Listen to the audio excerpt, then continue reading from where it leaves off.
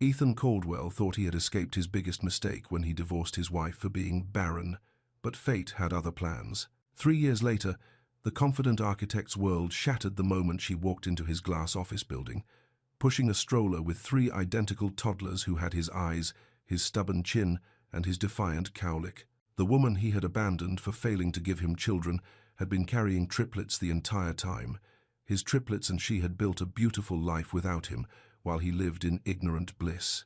Now she was back as the creative lead on his most important project, armed with boundaries he couldn't cross and secrets that would destroy everything he thought he knew about love, family, and the price of walking away. What she said next would either give him the chance of a lifetime or crush his soul forever. But some betrayals cut so deep that forgiveness seems impossible, and some truths are too devastating to survive. If you're watching this incredible story of second chances and hidden children, comment below and let me know what city you're tuning in from. Monday morning hit Ethan's glass office building like any other. Coffee brewing in the break room, phones ringing at the front desk, the sound of keyboards clicking as people started their week. Ethan Caldwell stood by his corner window on the 3rd floor. He watched cars pull into the parking lot below. At 30, he ran one of the best architecture teams in the city. His firm designed shopping centers and office buildings, clean lines, modern spaces, everything neat and organized, just like his life. He sipped his black coffee and checked his watch. 9:15. The morning meeting would start soon. They had a new project to discuss, a food court renovation at Coastal Mall. Nothing too exciting, but it paid the bills. Mr. Caldwell? Nadia, the receptionist, called from the front desk. Your 9:20 appointment is here. Ethan nodded. Send them to conference room B in a few minutes. I'll be right there. He straightened his tie and grabbed his tablet. The vendor meeting would be quick. Some creative lead wanted to pitch ideas for making the food court more family-friendly. He had 30 minutes to listen, take notes, and move on to the next thing on his schedule. Routine, predictable, safe. Ethan headed toward the lobby, his shoes silent on the polished concrete floor. The building showed off his firm's style. Open spaces, glass walls, natural light flooding every corner. But when he turned the corner, he stopped cold. A woman sat near the reception desk. She had smooth, dark skin and wore a simple navy dress. Her hair was pulled back in a neat bun. She looked professional and calm. But it wasn't her appearance that made his heart skip. It was the stroller beside her. A double stroller with an extra clip-on seat. 3 little boys sat inside, each one maybe 3 years old. They had matching brown eyes and the same stubborn cowlick in their dark hair, the same cowlick Ethan saw in the mirror every morning. His coffee mug slipped from his hand. It hit the floor with a sharp crack, sending hot liquid across the tile. The woman looked up. Their eyes met. Zora, he whispered. His ex-wife stood slowly. She was still beautiful, but there was something different about her now. Stronger, more sure of herself. Mr. Caldwell, she said in a professional voice. Thank you for seeing me. One of the boys pointed at the spilled coffee. Oh, he said with a giggle. Ethan couldn't speak. He couldn't move. The 3 little faces looked up at him with curious eyes, his nose, his stubborn chin. Tomas is waiting for us in the conference room, Zora said calmly. She bent down to check the boys' seat belts. We should get started. Tomas Rivera appeared from down the hall. Ethan's colleague and friend took one look at the scene and quickly stepped forward. Right this way, Tomas said. He shot Ethan a worried glance. Conference room B is all set up. Zora pushed the stroller forward. The wheels rolled smoothly across the lobby floor. Each step brought those 3 little boys closer to Ethan. Daddy, plane, one of them called out, pointing at a model airplane hanging from the ceiling. Ethan's knees nearly buckled. That's Evan, Zora said quietly as she passed him. He loves anything that flies. Ethan followed behind them like a man in a dream. This couldn't be real. 3 years ago, when they divorced, the doctors had said it was impossible. The tests had been clear. Zora couldn't have children. That's why he left. That's why he destroyed the best thing in his life. And now here she was, pushing a stroller with 3 boys who looked exactly like him. The conference room had floor-to-ceiling windows and a long wooden table. Zora parked the stroller near the wall and pulled out a tablet and a folder full of papers. Thank you for the meeting, she said to Tomas. I've prepared some initial concepts for the food court renovation. Her voice was steady, professional, like they were strangers meeting for the first time. but her hands shook slightly as she opened her folder. "Of course," Tomas replied. He glanced at Ethan, who still stood frozen near the door. "Please, have a seat. Can I get you anything? Water? Coffee? Water would be nice, thank you." One of the boys started fussing in his stroller seat. Zora reached over and handed him a small toy car. The boy immediately calmed down and started rolling it along the stroller's tray. "That's Noah," she said without looking at Ethan. "He gets cranky when he's hungry." Ethan finally found his voice. "Zora, what? How?" "We're here about the mall project," she interrupted. "I was hired by the property management company to lead the creative direction for the food court refresh." Tomas returned with a water bottle and several packages of crackers. He set them near Zora, then sat across from her. "Ethan mentioned you specialize in food styling and photography," Tomas said. "Your portfolio was impressive." "Thank you. I've been building my business for the past few years." Zora opened her tablet and swiped to a presentation. "I focus on creating spaces that feel warm and welcoming for families." She touched the screen, and a series of beautiful photos appeared. Cozy restaurant corners, bright cafe spaces, children laughing while they ate colorful meals. The third boy, the quiet one, watched Ethan with serious eyes. He had the same intense stare Ethan remembered from his own childhood photos. "And that's Micah," Zora said, following his gaze. "He likes to study people." Ethan sat down heavily in the chair closest to the stroller. His hands trembled as he placed them on the table. "Zora," he tried again. "We need to talk." "We are talking," she replied. She kept her eyes on the tablet screen. "About the project timeline and scope. That's why we're here." Tomas looked between them, clearly sensing the tension. "Perhaps I should—" "Stay," Zora said quickly. "Please, this is a business meeting." She touched the screen again. A new image showed a food court mock-up with small tables, soft lighting, and a play area for children. "The current space feels cold and unwelcoming," she continued.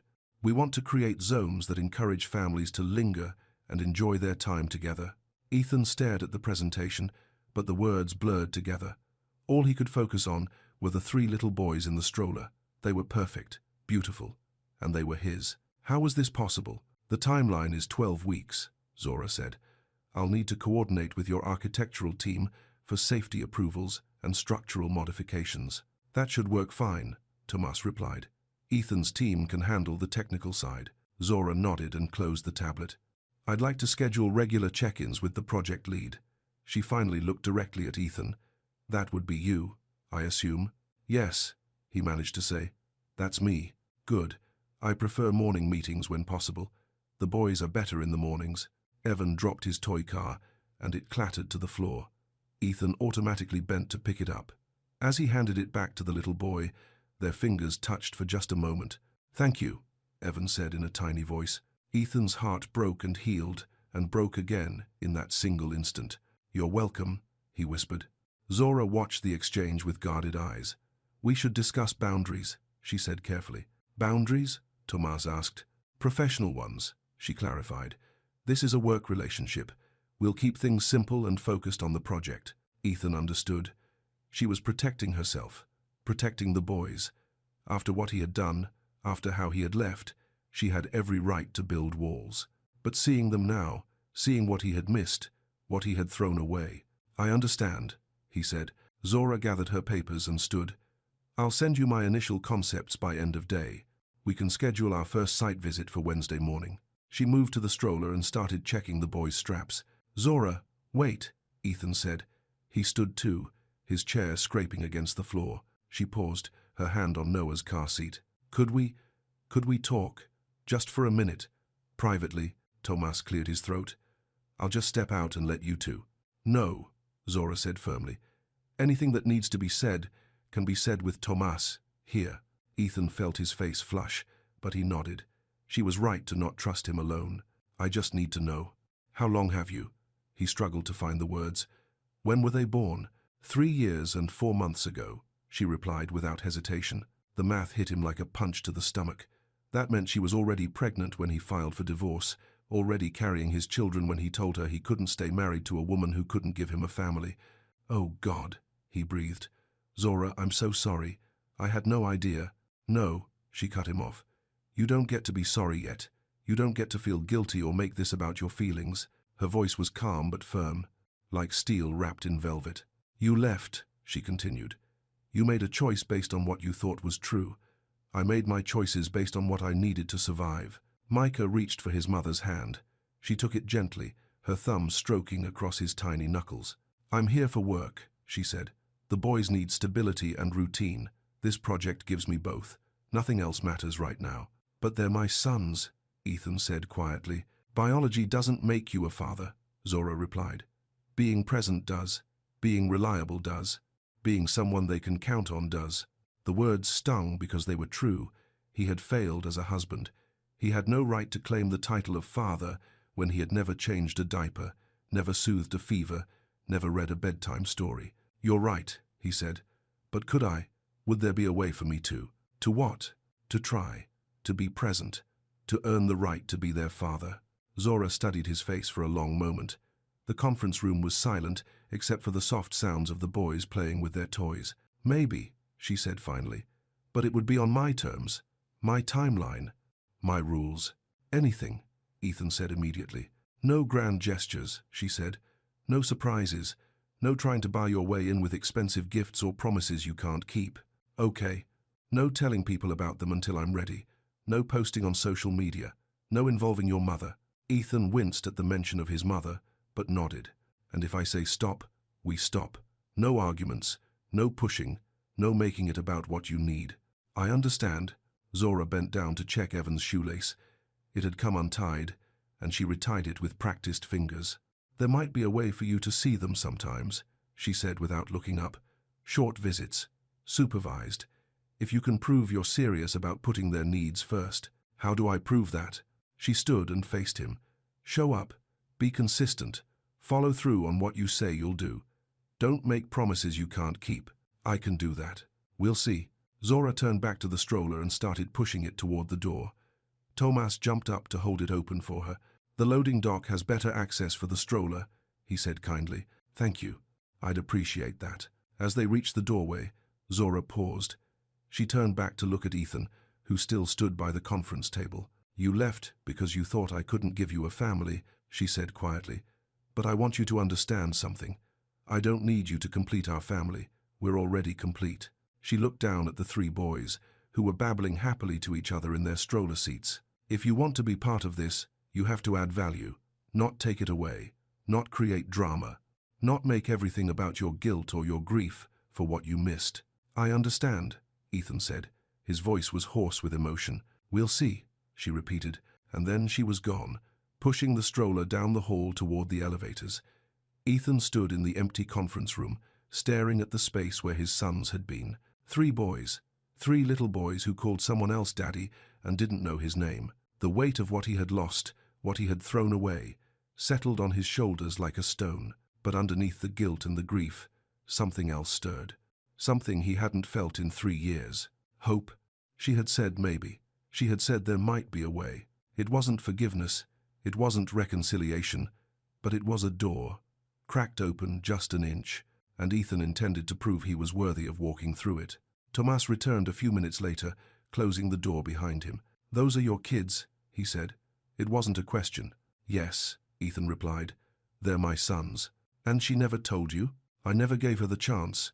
Ethan sank back into his chair. "I filed for divorce the day after our last fertility appointment. Told her I couldn't live with disappointment anymore." "But she was already pregnant?" "Must have been. The timing." Ethan rubbed his face with both hands. "God, Tomas, what have I done?" His friend sat across from him. "What are you going to do now?" "Whatever she'll let me do. However long it takes. She seems strong, smart.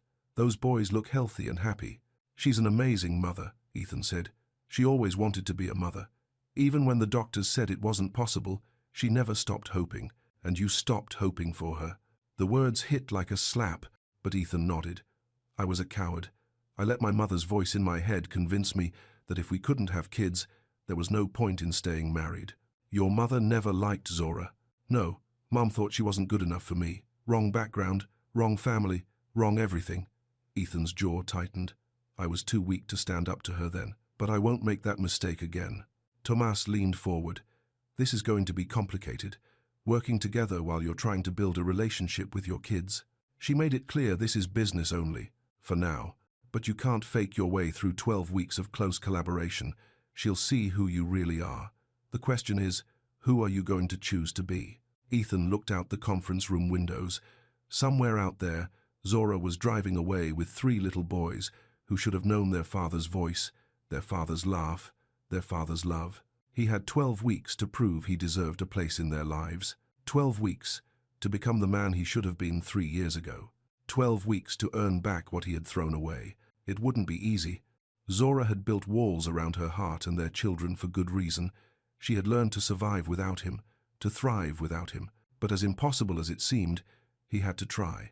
Because those 3 little boys in the stroller were his sons, and for the first time in 3 years, Ethan Caldwell had something worth fighting for. The conference room door opened, and Nadia peeked in. "Mr. Caldwell, your 10:30 appointment is here." Ethan looked at his watch. Somehow, 30 minutes had passed in what felt like 30 seconds. The morning was moving on. The world was continuing to turn, but everything had changed. "Tell them I need 5 more minutes," he said. Nadia nodded and closed the door. Ethan pulled out his phone and opened a new text message. He typed Zora's number from memory.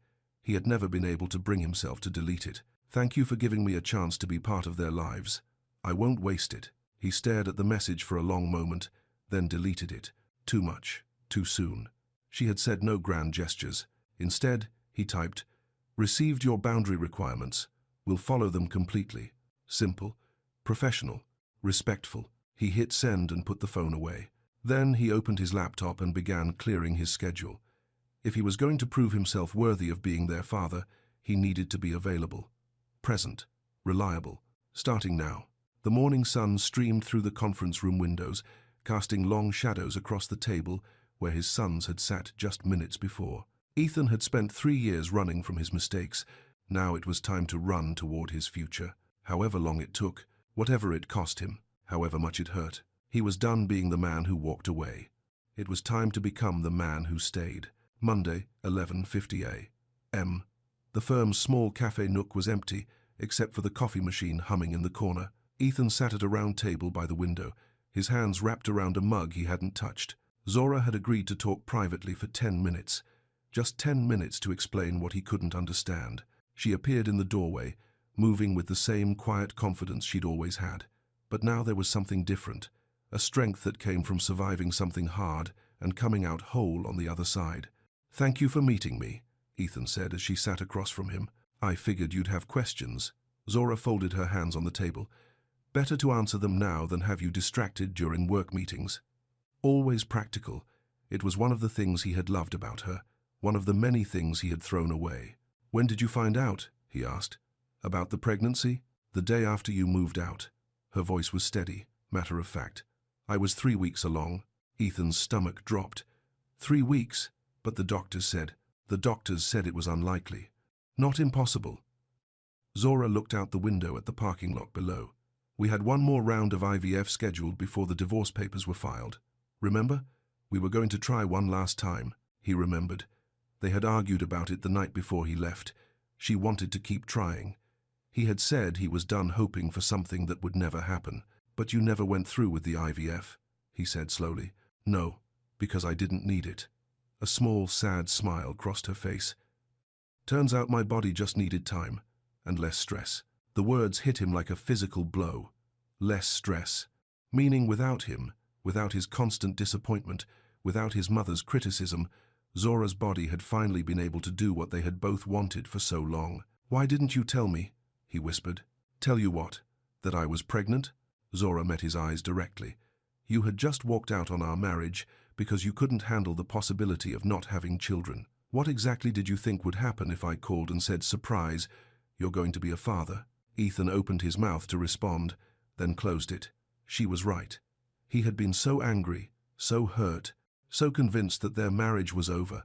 If she had called, would he have believed her? Would he have come back? "I thought about it," she continued, "in the beginning. But then I remembered what you said the night you left." "What did I say?" "You said you couldn't spend your whole life waiting for something that might never happen. You said you needed to move on and find someone who could give you the family you deserved." The memory came back in a rush of shame. He had said those words. in anger, in frustration, but he had said them, to the woman who was already carrying his children. "So I decided to let you move on," Zora said quietly. "And I moved on too. Was it hard? The pregnancy?" For the first time, her composed mask slipped slightly. "Twins are always complicated. Triplets, even more so. I spent the last 10 weeks on bed rest. Had to quit my job at the magazine." "You were alone?" "I had Aunt Lila and Priya. They took care of me, but I should have been there." The words came out broken, raw. "I should have been holding your hand during doctor appointments. I should have been putting together cribs and buying diapers and—" "Stop."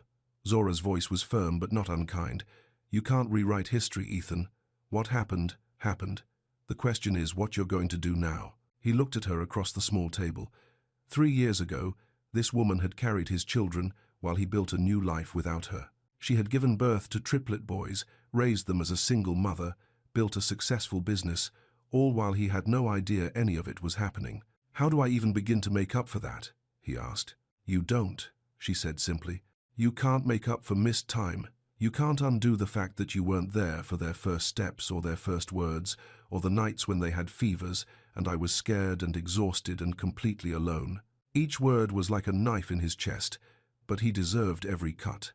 "But," she continued, "you can be there for what comes next. If you mean it, if you can prove you're not going to disappear again the first time things get hard." "I won't disappear," he said immediately. Easy to say now. Harder to do when Noah has an ear infection and screams for 3 hours straight. Or when Micah goes through his phase of only eating crackers. Or when Evan has nightmares and wants to sleep in my bed for a week. Ethan realized she was giving him a glimpse into the real world of parenting. The unglamorous, exhausting, relentless reality of raising 3 small children. "I want to learn," he said. "I want to be there for all of it. We'll see." Zora checked her phone. "I need to get back to the studio. Priya is watching them, but they'll be ready for lunch soon." She stood to leave, then paused. "There's something else you should know," she said. "Your mother reached out to me twice while I was pregnant." Ethan's blood ran cold. "What did she say?" "First time, she offered to pay for an abortion. Said it would be better for everyone if I just made the problem go away." "Jesus Christ," Ethan breathed. "Second time was after they were born. She somehow found out I'd had the babies, showed up at the hospital with a lawyer and some papers she wanted me to sign." "What kind of papers?" "Giving up any claim to the Caldwell name or inheritance, in exchange for a trust fund for the boys' education." Zora's voice was ice cold. She said it was generous considering I was probably lying about who the father was anyway. Ethan felt sick. His mother had always been controlling, but this was beyond anything he had imagined. "What did you do?" "I told her if she ever contacted me again, I'd file a restraining order. Then I had hospital security escort her out." "Zora, I'm so sorry. I had no idea." "That's the problem, Ethan. You never had any idea what your mother was really like. You always chose to see the best in her and assume she had good intentions." It was true. Even when Margaret Caldwell made sharp comments about Zora's job, or her family, or her decision to wait tables in college to pay for school, Ethan had made excuses. He had told himself his mother just needed time to warm up to Zora. He had been weak, a coward, and Zora and his sons had paid the price. "She doesn't know about today," he said, "about seeing the boys." "Good. Keep it that way until you figure out how you're going to handle her." "I'll handle her." "Will you?" Zora studied his face. "Because last time, when it mattered, you chose her comfort over my dignity." Multiple times. The accusation hung in the air between them. Ethan wanted to deny it, but he couldn't. How many dinner parties had he sat silent while his mother made subtle digs about Zora's background? How many times had he asked Zora to just ignore it instead of standing up for her? "You're right," he said quietly. "I failed you then.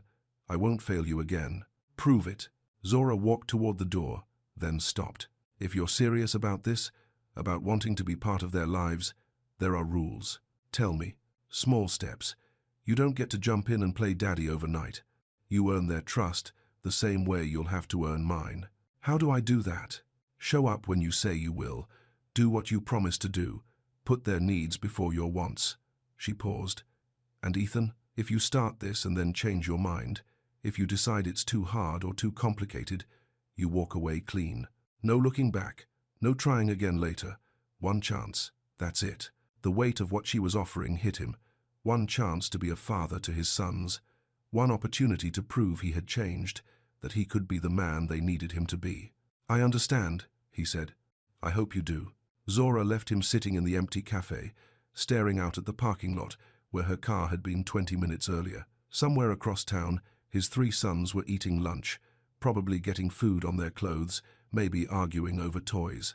Normal kid things, the everyday moments he had missed for 3 years and 4 months. His phone buzzed with a text message. "If you want to try, you can read to them over video call tonight. 7:30 p.m. 5 minutes only. I'll send you the link." Ethan stared at the message, his heart pounding. 5 minutes. It wasn't much, but it was a beginning. He typed back, "Thank you. I'll be ready." The response came quickly. "Read, good night, construction site. Evan loves trucks." Ethan immediately pulled up Amazon on his phone and ordered the book for same-day delivery. Then he sat back in his chair and tried to imagine what it would be like to read to his sons for the first time. Would they pay attention? Would they be shy? Would they even want to listen? Only one way to find out. 7:30 p.m. Aunt Lila's living room. The video call connected, and suddenly Ethan was looking at a cozy living room with a big couch and soft lighting. 3 little boys sat in a row on the couch, freshly bathed and wearing matching pajamas with dinosaurs on them. "Boys, this is Mr. Ethan." Zora's voice came from behind the camera. "He's going to read you a story." Evan, the one who loved planes, waved enthusiastically. "Hi, Mr. Ethan." Noah, who got cranky when hungry, was focused on something off camera, probably a snack. Micah, the quiet observer, studied Ethan through the screen with serious eyes. "Hi, boys," Ethan said, his voice slightly shaky. "I have a book about construction trucks. Would you like to hear it?" "Yes." Evan bounced on the couch. "I love trucks." "Me too," said Noah, suddenly interested. Micah just nodded. Ethan held up the book so they could see the cover. A big yellow excavator filled the front page. Good night, construction site," he read slowly, by Sherry Dusky Rinker. For the next 5 minutes, Ethan read about trucks and bulldozers getting ready for bed. He made engine noises when the story called for them, which made Evan giggle. He used different voices for each piece of construction equipment. Noah's eyes started to droop halfway through the book. By the end, he was leaning against what Ethan assumed was Zora's arm, nearly asleep. Micah listened intently to every word, never taking his eyes off the screen. Evan clapped when the story ended. "Again, read it again." "That's all for tonight, baby," Zora's voice said gently. "Time for bed." "Will Mr. Ethan read to us again?" Evan asked. Ethan looked at the camera, hoping Zora could see the plea in his eyes. "We'll see," came the familiar response. "Good night, boys," Ethan said. "Sweet dreams." "Good night, Mr. Ethan," they chorused. The call ended, leaving Ethan staring at his laptop screen in his empty apartment. 5 minutes. He had just spent 5 minutes reading to his sons, and it was both the best and most heartbreaking moment he'd experienced in years. They were perfect, beautiful, smart, funny little boys who didn't know he was their father but had listened to him read with the same attention they would give any stranger. His phone buzzed. "Thank you. That was nice. We'll try again tomorrow if you want." Ethan typed back immediately. "Yes." "Same time?" "Yes.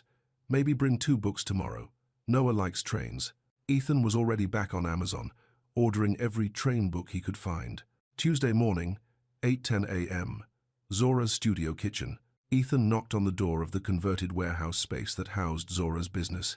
Through the large windows, he could see bright lights set up around a kitchen island where she was photographing breakfast scenes.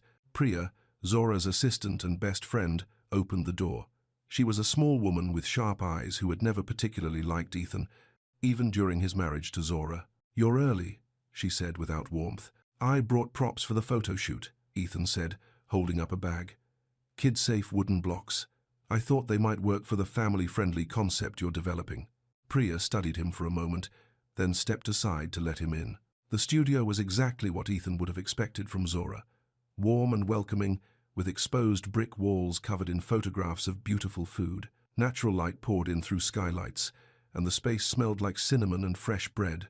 The boys were sitting at a small table near the kitchen, eating blueberries from colorful bowls. They looked up when Ethan entered. "Mr. Ethan," Evan called out. "You're here." "Hi, boys," Ethan said, setting his bag down carefully. "How are you this morning?" "Good," Noah said, around a mouthful of blueberries. "Mama made pancakes." "Lucky you. Pancakes are the best breakfast." Zora looked up from her camera setup.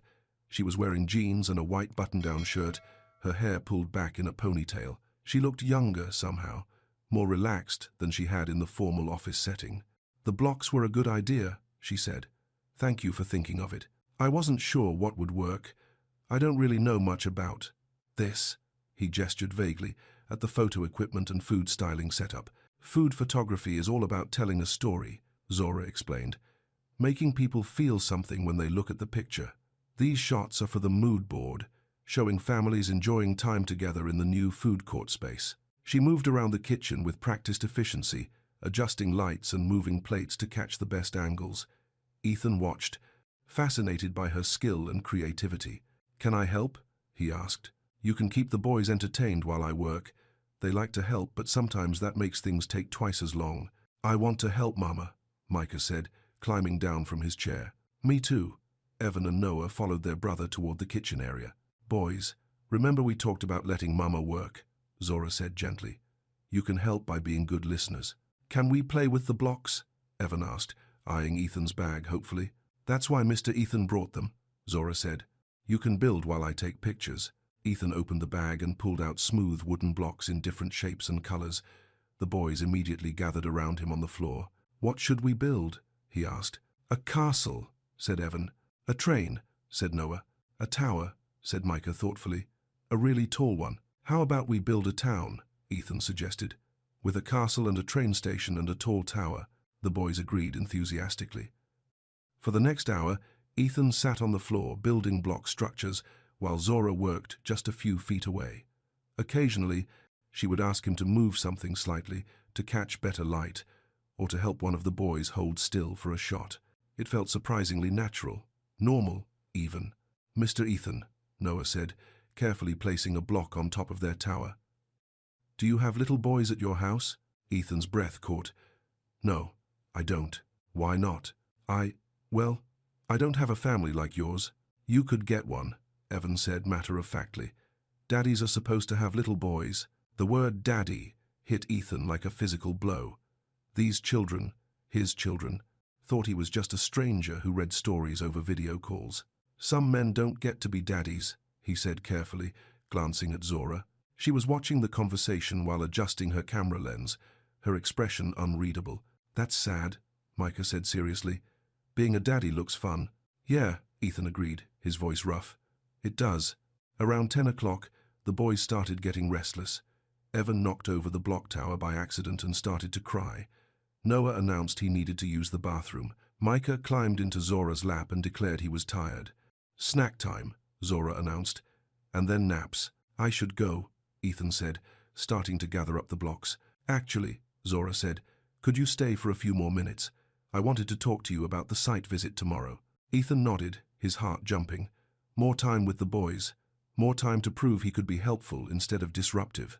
Aunt Lila arrived just as the boys were finishing their snacks. She was a tall woman in her 50s, with graying hair and kind eyes that missed nothing. Ethan remembered her from his marriage to Zora. She had been polite but distant then, clearly protective of her niece. "Hello, Ethan," she said now, her tone neutral. "Hello, Miss Bennett. Thank you for everything you've done for them." She studied his face for a moment. "They're good boys. They deserve consistency." The message was clear. Don't start something you can't finish.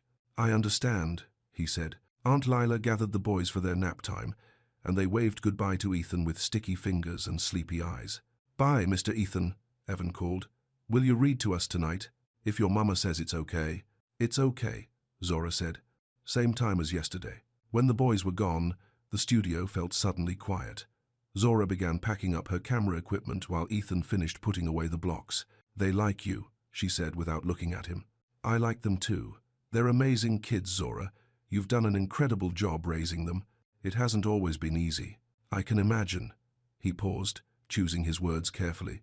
"I know I have no right to ask this, but what do they know about their father?" Zora stopped packing and looked at him directly. "They know their daddy had to go away before they were born." They know he loves them, but he can't be with them right now. You told them I love them. Children need to believe their parents love them, even when those parents aren't present. It's better for their emotional development than thinking they were abandoned. Ethan felt tears prick his eyes. Even after everything he had done, even after the way he had left, Zora had protected his son's ability to trust and love. She had given them a story they could live with, instead of the harsh truth of his failure. "Thank you," he whispered, "for letting them think better of me than I deserve." "I didn't do it for you," she said firmly. "I did it for them. I know, but still, thank you." They worked in comfortable silence for a few minutes, packing up equipment and cleaning the kitchen area. "The site visit tomorrow," Zora said eventually. "The mall wants to see our initial concepts before we move forward. It's important that we present a united front, professionally." "Of course. What do you need from me?" "Back up on the technical feasibility of the design elements, cost estimates for the structural changes, and—" She hesitated. "What?" "Promise me you won't let personal stuff interfere with the work. This project is important for my business. I can't afford for it to go badly because we can't work together professionally. I promise. Your business comes first. The boys' stability comes first. Everything else is secondary." She nodded, seeming satisfied with his answer. "Same time tonight for story time?" he asked, as he gathered his things to leave. 7:30. "And Ethan?" "Yeah? You were good with them today. Patient, kind. They responded well to you." It was the closest thing to praise he'd received from her, and it filled him with more hope than he had felt in years. "I want to learn how to be what they need," he said. "Then keep showing up," she replied. "Consistency is the only thing that matters with children." Ethan left the studio with those words ringing in his ears. Consistency. Show up. Be reliable. It sounded simple enough, but as he drove back to his office, he thought about all the ways he had failed to be consistent before. All the times he had let disappointment or frustration or his mother's disapproval change his course. This time had to be different. This time, 3 little boys were counting on him to be better. And for the first time in his life, Ethan was determined not to let anyone down. Wednesday, 12:15 p.m., Coastal Mall food court construction area. The old food court looked tired and dated. Fluorescent lighting cast harsh shadows over orange plastic chairs and formica tables. The whole space felt cold and uninviting. Ethan and Zora stood in the middle of the construction zone, wearing hard hats and safety vests. Around them, workers moved equipment and materials, preparing to transform the space according to their vision. "The lighting is the biggest problem," Zora said, pointing at the ceiling fixtures. "Families with young children need warm, soft lighting that makes them want to linger." "We can definitely change that," Ethan replied, making notes on his tablet. "Recessed LED strips with dimmer controls. Maybe some decorative pendant lights over the main seating areas." They walked through the space together, Zora explaining her vision while Ethan translated it into practical architectural terms. Despite everything between them personally, they worked well together. They always had. "What about over here?" Zora pointed to a corner space near the window. "I'm imagining a kids' area with lower seating and maybe some interactive elements. How low are we talking?" "Toddler height. Tables that come up to about here." She held her hand at roughly the height of her son's chests. Ethan pulled out his measuring tape and made notes. "We can do built-in benches with storage underneath. Parents always need places to stash diaper bags and extra clothes. You've been thinking about this." "I've been thinking about a lot of things differently lately." They found a relatively quiet corner where they could eat lunch without being overwhelmed by construction noise. Ethan had brought sandwiches from the deli down the street, and they sat on overturned milk crates like makeshift chairs. "This is glamorous," Zora said with a small smile, unwrapping her turkey sandwich. "Hey, I offered to take you to a real restaurant, and I said this was fine. The boys don't care about fancy restaurants. They care about whether the food is cut into the right shapes and whether there are crayons on the table. Is that what they like? Crayons. Evan does. He draws airplanes constantly. Noah prefers books. He'll sit and look at pictures while he eats. Micah just likes to watch people." Ethan filed away every detail. He was building a mental catalogue of his son's preferences, their habits, their personalities. "Tell me about their personalities," he said. "I mean, I can see they're all different, but I'd like to understand them better." Zora was quiet for a moment, then seemed to decide it was okay to share. "Evan is pure energy. He never stops moving, never stops talking, never stops asking questions. He wants to know how everything works, and why things happen the way they do. Like you, Ethan said. You always wanted to understand the why behind everything. Yeah, he gets that from me. She took a bite of her sandwich. Noah is the sensitive one. He feels everything very deeply. If someone is sad, he gets sad. If there's tension in the room, he picks up on it immediately. And Micah? Micah is thoughtful. He watches and listens and remembers everything. He's the one who will remind me that I promised to do something 3 weeks ago. He notices details other people miss. They sound incredible. They are. But they're also 3 years old, which means they can go from angels to complete meltdown mode in about 30 seconds. Ethan laughed. Is that a warning? It's reality.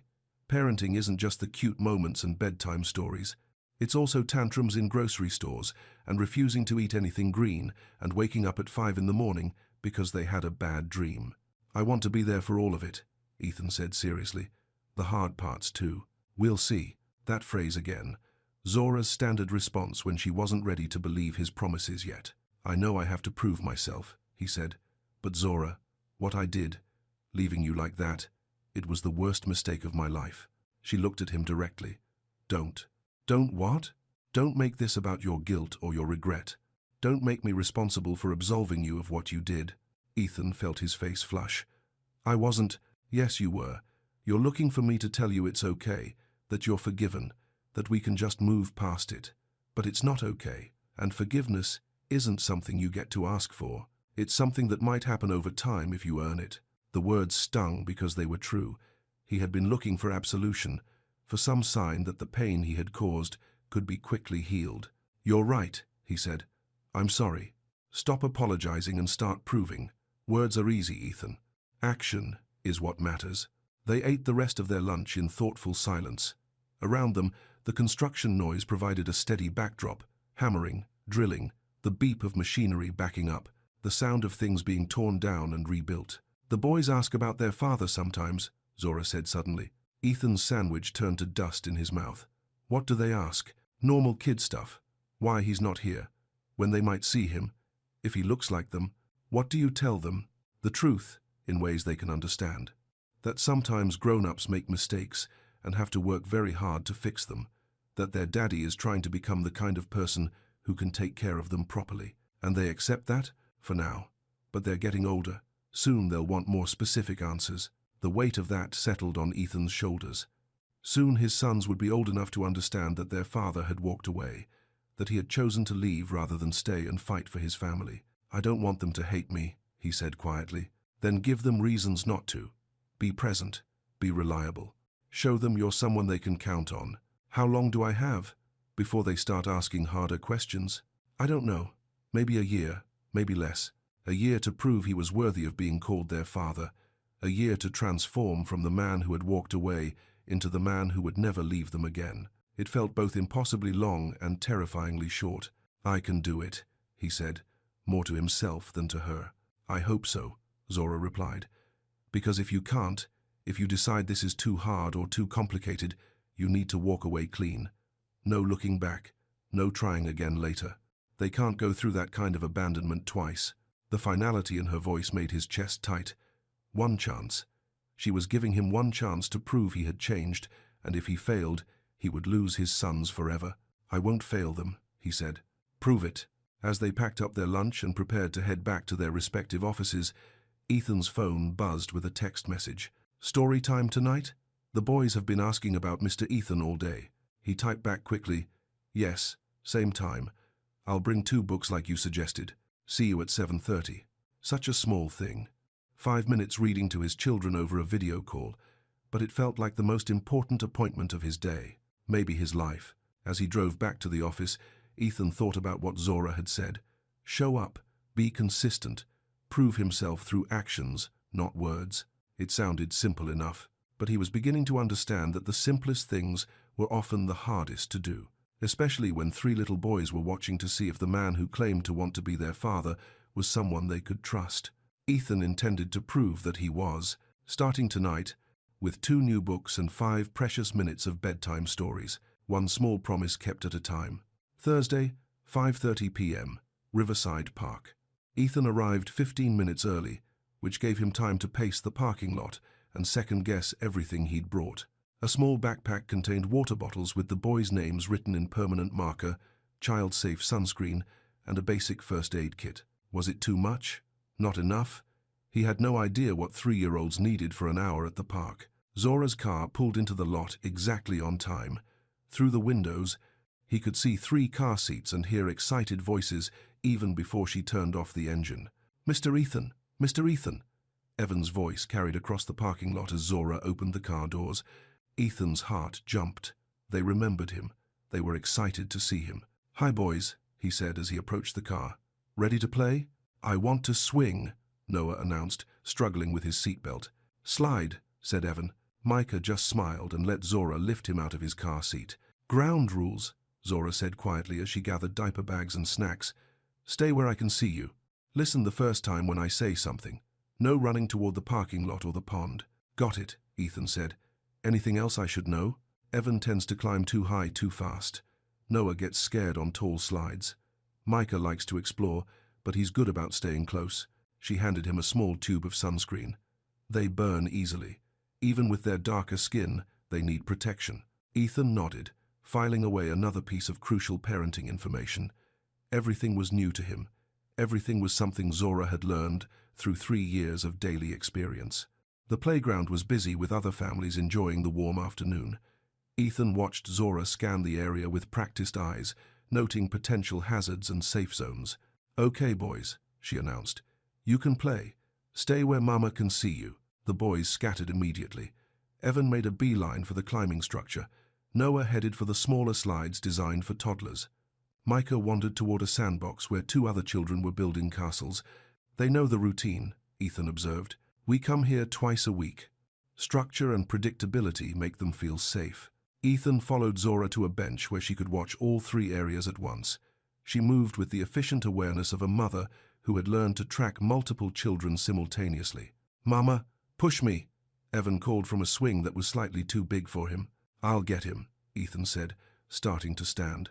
"Let me," Zora replied. "He's picky about how fast he likes to go." Ethan watched as she adjusted the swing height and pushed Evan at exactly the right speed, fast enough to be fun, gentle enough to be safe. Evan giggled with delight, his little legs kicking in the air. "Mr. Ethan," Noah called from the slide area.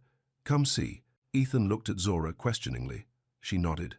Noah had climbed to the top of a small slide but seemed hesitant to come down. "It's a little scary," Noah said, gripping the sides. "You want me to catch you at the bottom?" Ethan asked. Noah nodded eagerly. "Okay, here I come." Ethan positioned himself at the bottom of the slide. "Ready when you are, buddy." Noah let go and came sliding down, squealing with delight as Ethan caught him safely. "Again," Noah demanded, already running back toward the ladder. For the next 20 minutes, Ethan found himself fully absorbed in playground dynamics, pushing swings, catching kids at the bottom of slides, helping build sandcastles, and tying shoes that came undone every 5 minutes. It was exhausting and wonderful, and completely different from anything he'd ever experienced. "Mr. Ethan," Micah said, tugging on his sleeve. "Look what I found." In his small palm sat a perfectly round stone, smooth and grey. "That's a beautiful rock," Ethan said seriously. "Where did you find it?" "By the water. It was hiding under leaves. Do you want to keep it?" Micah nodded and carefully placed the stone in his pocket. "Micah likes to collect things," Zora said, joining them. "His room is full of interesting rocks and leaves and feathers." "Like a treasure hunter," Ethan said. "Exactly like that." Around 6 o'clock, the boys started showing signs of tiredness. Evan's energy became more frantic and less controlled. Noah got upset when another child took the swing he wanted. Micah sat down in the sandbox and just stared at nothing. "Snack time," Zora announced. "Then we head home." She produced juice boxes and crackers from her seemingly endless supply of parenting equipment. The boys settled on a picnic blanket, their earlier energy replaced by the quiet focus of hungry children. Ethan sat nearby, watching them eat and marveling at how natural this felt. An hour ago, he'd been nervous about everything. Now he could hardly imagine being anywhere else. "They like you," Zora said quietly. "I like them too. They're amazing kids. Evan asked me this morning if Mr. Ethan was going to be their friend." Ethan's throat tightened. "What did you tell him?" I said maybe, that it depended on whether Mr. Ethan kept showing up and being kind. "And if he does, keep showing up?" Zora was quiet for a long moment, watching Noah share his crackers with a friendly dog that had wandered over. Then maybe they could be friends, she said finally. It wasn't much, but it felt like everything. As they packed up to leave, Evan ran over and wrapped his arms around Ethan's legs in a quick hug. "Bye, Mr. Ethan. Will you come to the park again?" Ethan looked at Zora, hoping. "Saturday," she said. 10 in the morning. "If you want to." "I want to," he said immediately. "Same park?" "Same park." That night's bedtime story call went even better than the previous ones. The boys chatted excitedly about their park adventure, describing slides and swings and Micah's special rock. Ethan felt included in their world in a way he'd never imagined possible. When Zora texted later that evening, it was brief but meaningful. "Thank you for being patient with them today. They had fun." Ethan stared at the message for a long time before responding. "Thank you for giving me the chance." Saturday, 10 a.m. Riverside Park. Ethan arrived with a small cooler containing water bottles, juice boxes, and several different kinds of crackers. He'd also brought hats, 3 small baseball caps in different colors, sized appropriately for 3-year-olds. "You came prepared," Zora said, noticing his supplies. "I remembered you mentioning they burn easily, and I thought they might get thirsty." "That's very thoughtful." The boys were delighted with their new hats. Evan chose red, Noah picked blue, and Micah selected green. They wore them with pride as they ran toward the playground equipment. This visit felt more relaxed than Thursday's trial run. Ethan was beginning to understand the rhythm of playground supervision, the constant scanning for potential problems, the quick decisions about which behavior to redirect and which to allow. "Mama, come swing with me," Noah called. "In a minute, baby." "Mama's watching Micah." Ethan saw his opportunity. "I can watch Micah if you want to swing with Noah." Zora hesitated for just a moment, then nodded. "Micah, stay close to Mr. Ethan." "Okay, okay, Mama." For 10 minutes, Ethan had solo responsibility for one of his sons. Micah was easy to supervise. He played quietly in the sandbox, occasionally showing Ethan interesting things he'd discovered. But the trust Zora had shown in leaving him alone with Micah felt monumental. When she returned with a very happy Noah, she seemed pleased to find Micah contentedly building sand roads while Ethan helped. "Mr. Ethan knows how to make good tunnels," Micah announced. "Does he?" Zora smiled. "That's a useful skill." Around 11 o'clock, disaster struck in the form of a skinned knee. Evan, attempting to climb a structure that was slightly beyond his ability level, slipped and scraped his leg on the way down. The sound of his crying brought both adults running. "Let me see, sweetheart," Zora said, kneeling beside him. "Oh, that does look ouchy." Blood was seeping from a scrape on Evan's knee. Not serious, but certainly painful for a 3-year-old. "I have a first aid kit," Ethan said, already reaching for his backpack. "Thank you. Can you get the antiseptic wipes and a bandage?" Ethan handed over the supplies and watched as Zora efficiently cleaned the wound, while distraction, Evan, with gentle chatter. "You were very brave climbing so high," she said. "Sometimes when we're learning new things, we get little hurts. That's how we know we're growing stronger." "It stings," Evan sniffled. "I know, baby, but Mr. Ethan brought special bandages. Do you want to pick which one?" Ethan opened the box of bandages, revealing an assortment of colorful designs. Evan immediately pointed to one with airplanes on it. "Perfect choice," Zora said, carefully applying the bandage. "There, all better." Evan examined his knee with scientific interest. "Will it be better tomorrow?" "It'll be better every day," Ethan said. "By next week, you'll have to look hard to even see where it was." "Really?" "Really. Bodies are amazing at fixing themselves." The crisis handled, they settled on a picnic blanket for snack time. The boys were tired from their morning of play, and they leaned against various adults while they ate. Noah dozed against Zora's side. Evan, still proudly displaying his airplane bandage, chatted quietly with Micah about their sandbox construction projects. "This is nice," Zora said softly. Ethan looked around at the scene. 3 little boys safe and content, the warm sun filtering through tree leaves, the distant sound of other children playing. It was the most peaceful moment he'd experienced in years. "Yeah," he agreed. "It really is." When they packed up to leave, all 3 boys hugged Ethan goodbye without being prompted.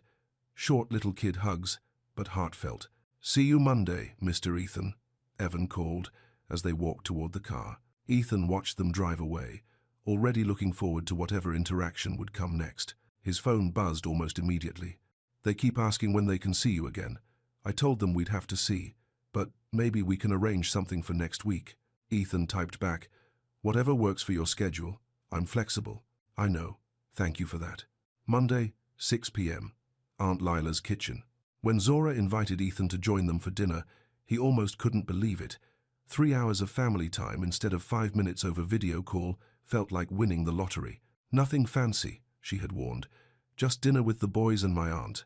Ethan arrived with ingredients for a simple meal: chicken, green beans, and rice, hoping to contribute rather than just consume. Aunt Lila answered the door. She looked him up and down with the same careful assessment he remembered from years ago. "Ethan," she said neutrally, "come in."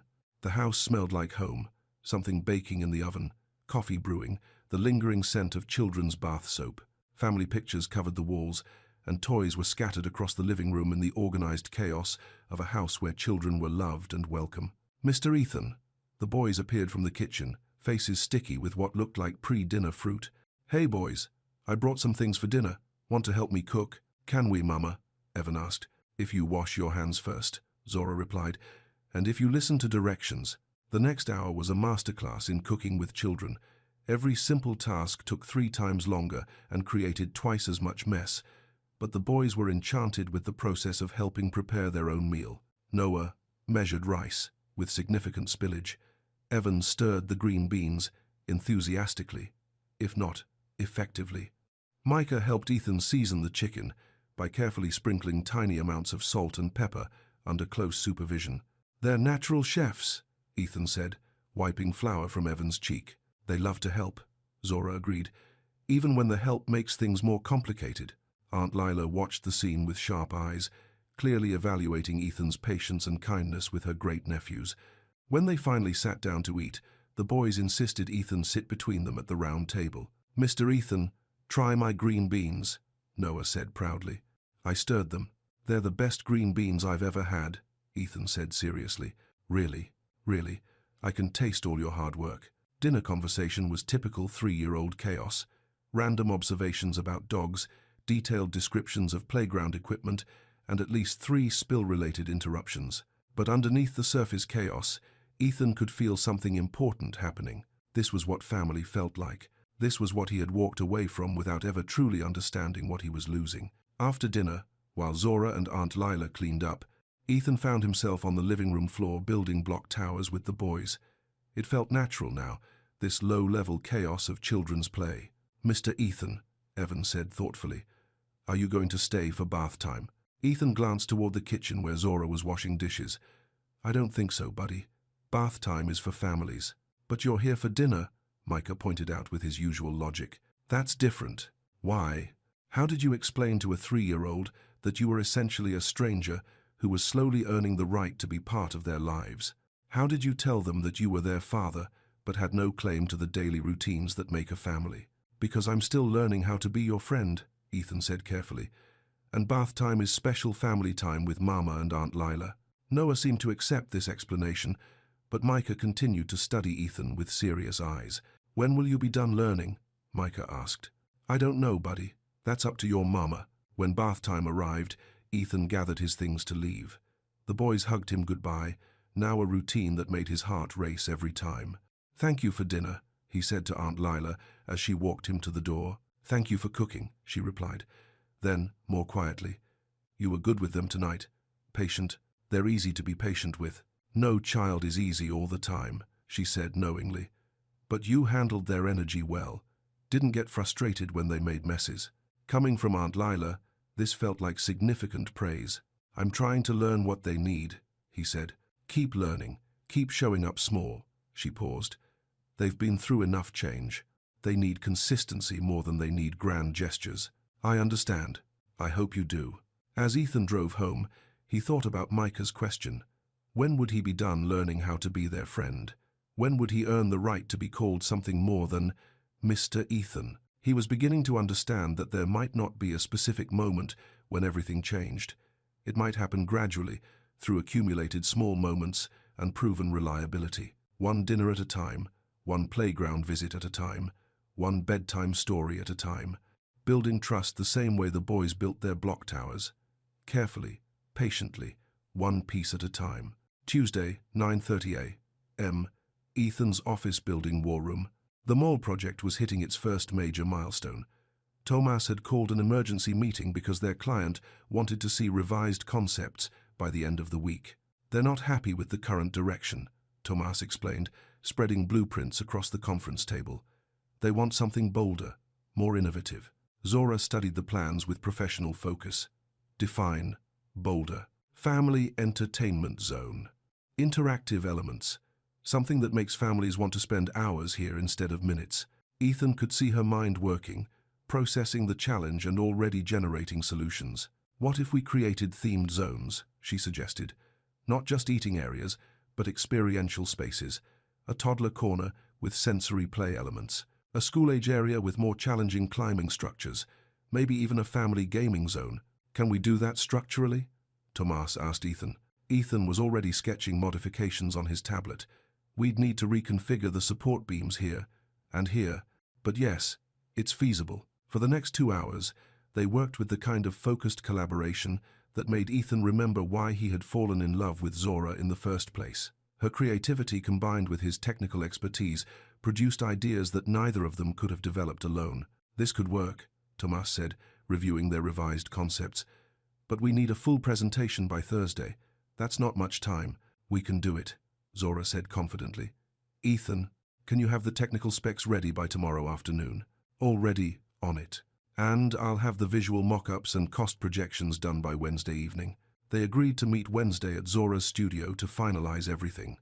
As they packed up their materials, Kelsey, one of the junior designers, approached Zora. Miss Bennett, could I ask you about the mentorship program you mentioned? I'd love to learn more about food styling and photography. Of course.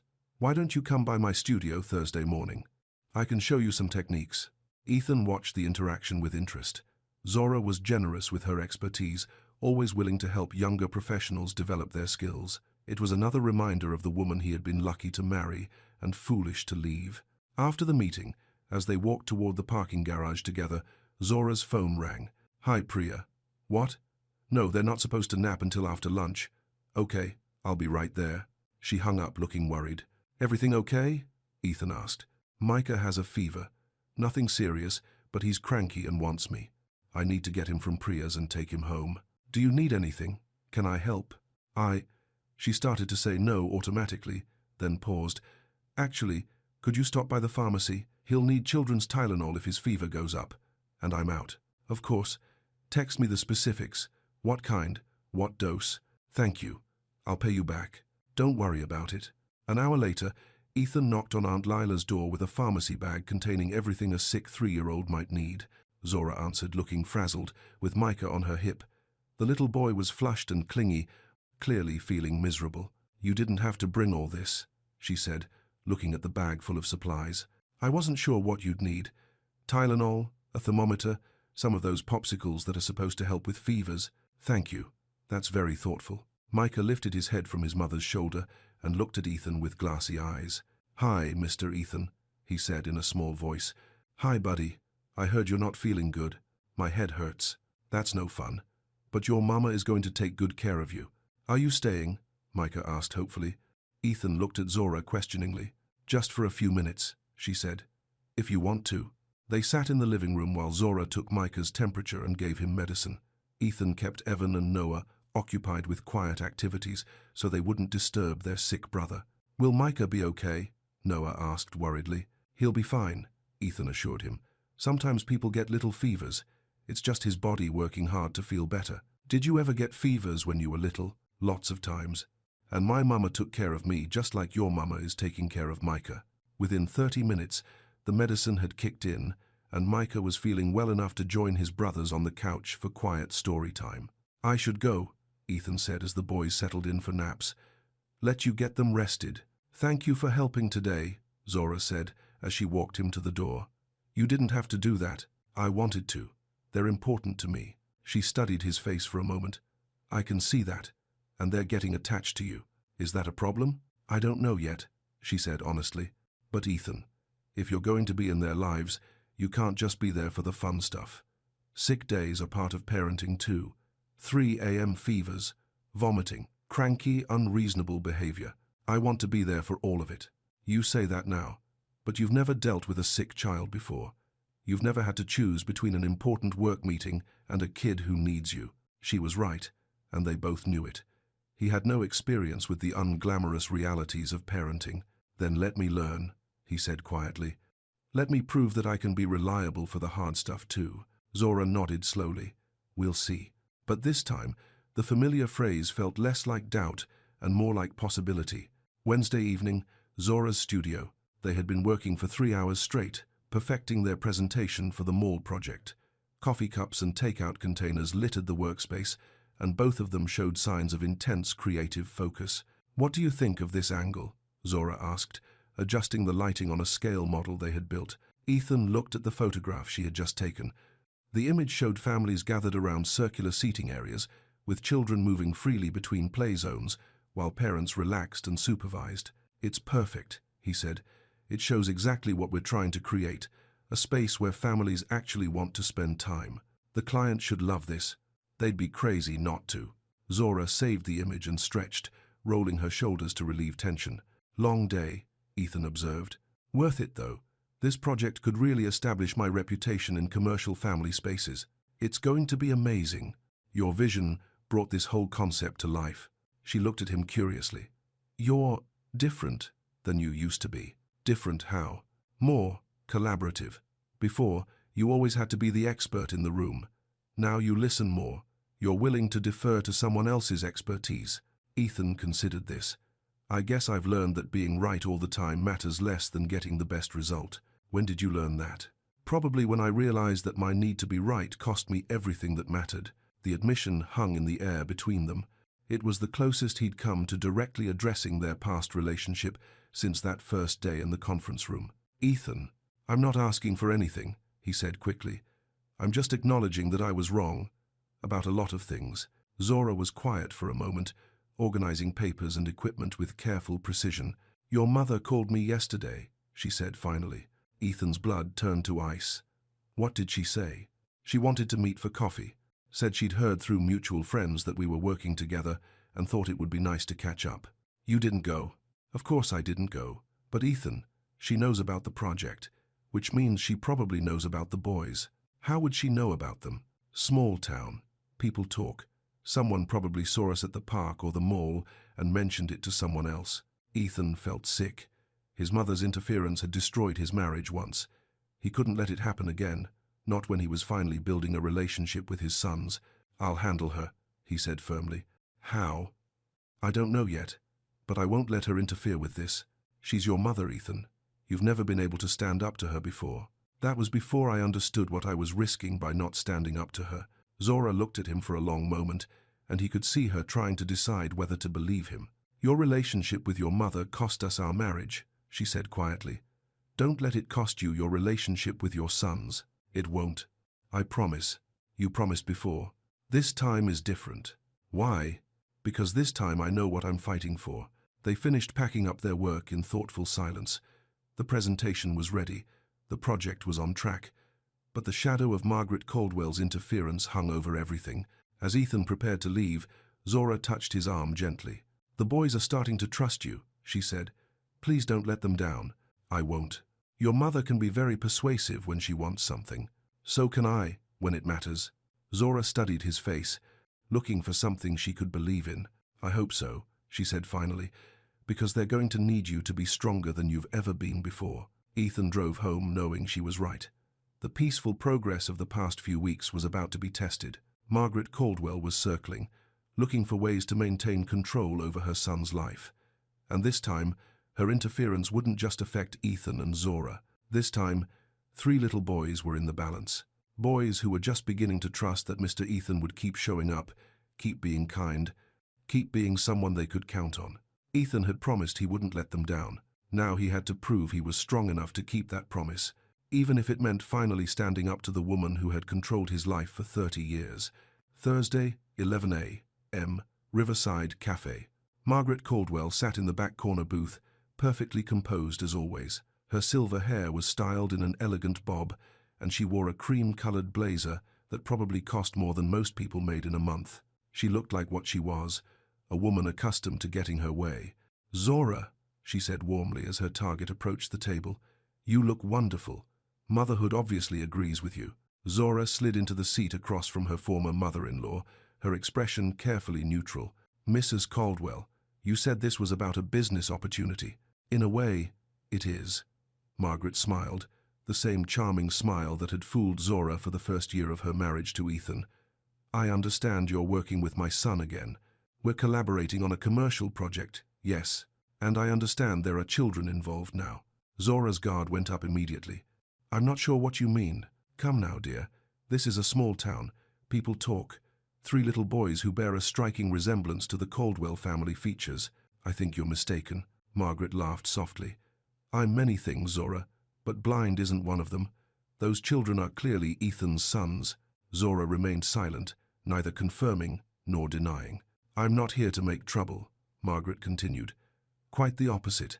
I'm here to make things easier for everyone involved." She reached into her purse and pulled out a business envelope.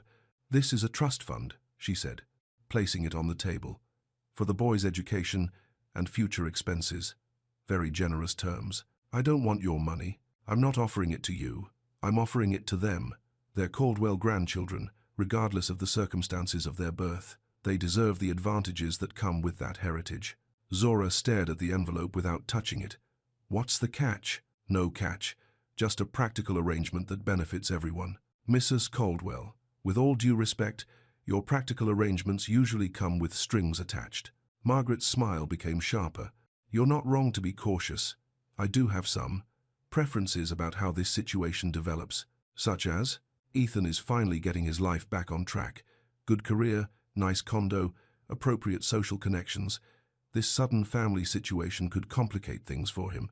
These aren't complications. They're his children. Children he knew nothing about until a few weeks ago. Children who have been perfectly fine without him for 3 years. Zora felt anger rising in her chest, but she kept her voice level.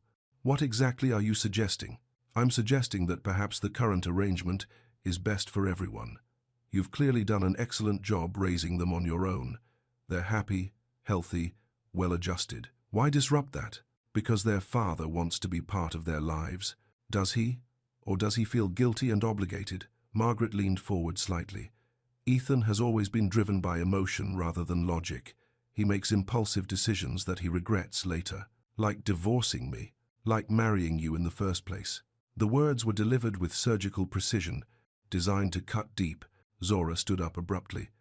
"This conversation is over. Sit down, please. We're not finished." "Yes, we are. And Mrs. Caldwell, don't contact me again without Ethan present." Margaret's mask of politeness slipped slightly. "You're making a mistake. Ethan isn't father material. He's too selfish, too focused on his career. He'll disappoint those boys the same way he disappointed you. Maybe. But that's his choice to make, and my choice to allow. And when he walks away again, when he decides this is too hard or too inconvenient, what happens to those children then?" The question hit its mark. Zora's greatest fear was that Ethan would start this process and then quit, leaving the boys confused and hurt. But she wouldn't let Margaret use that fear to manipulate the situation. "Then I'll protect them the same way I always have," Zora said firmly, "by putting their needs first and dealing with whatever comes." She walked away without looking back, leaving Margaret's trust fund envelope untouched on the table. In the parking lot, Zora sat in her car for several minutes, hands shaking with suppressed anger. She pulled out her phone and typed a text to Ethan. "Your mother approached me today. I set a boundary. You need to handle your side." His response came within minutes. "I'm sorry. I'll take care of it." "What did she say?" Zora stared at her phone, debating how much to tell him. Margaret's words had been chosen specifically to plant doubt about Ethan's commitment and ability to be a good father. "She made an offer," I declined. "We need to talk about boundaries for family members who might interfere with the boys' well-being." "I understand. Can we talk tonight after story time?" "Yes." Zora put her phone away and drove to Priya's house to pick up the boys. They were waiting for her with art projects they'd made, finger paintings that were supposed to be flowers but looked more like abstract explosions of color. "Mama, look what I made for you." Evan thrust his painting toward her enthusiastically. "It's beautiful, sweetheart. Tell me about all the colors you used." As Evan launched into a detailed description of his artistic process, Zora felt her anger at Margaret begin to fade. This was what mattered. These three little boys who loved her unconditionally and trusted her to keep them safe. If Ethan wanted to be part of their lives, he had to prove he could protect them from the kind of manipulation his mother specialized in. If he couldn't do that, then Margaret was right about one thing. The boys were better off without him. But if he could, if he was finally strong enough to choose his children over his mother's approval, then maybe, just maybe, they could build something together that was worth the risk. Thursday evening, 8:15 p.m., phone call. Ethan sat in his apartment, staring at his phone after ending the bedtime story call with the boys. Tonight had been different. Evan had asked if Mr. Ethan could read 2 stories tomorrow night. Noah had shown him a drawing he'd made of their park adventure. Micah had simply said, "I like you," in his quiet, serious way. They were getting attached to him, which made Margaret's interference even more dangerous. His phone rang. Zora's name appeared on the screen. "Hi," he said, answering immediately. "Hi, do you have a few minutes to talk?" "Of course. Tell me what my mother said." Zora's voice was calm but tired. She offered the boys a trust fund for their education, in exchange for keeping things the way they are now. Meaning keeping me out of their lives? She didn't say that directly, but yes, that was the implication. Ethan closed his eyes, feeling the familiar weight of his mother's manipulation. Even when he was trying to do something right, she found ways to undermine it.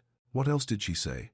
She said you're not father material, that you're too selfish and career-focused, that you'll disappoint them the same way you disappointed me. Each word hit like a physical blow, partly because Ethan could hear Margaret's voice saying them, and partly because they echoed his own deepest fears. "She's wrong," he said, but his voice lacked conviction. "Is she?" The question hung between them, sharp and necessary. "I don't know," Ethan admitted. "I hope she's wrong. I'm trying to prove she's wrong, but I don't have a track record that inspires confidence."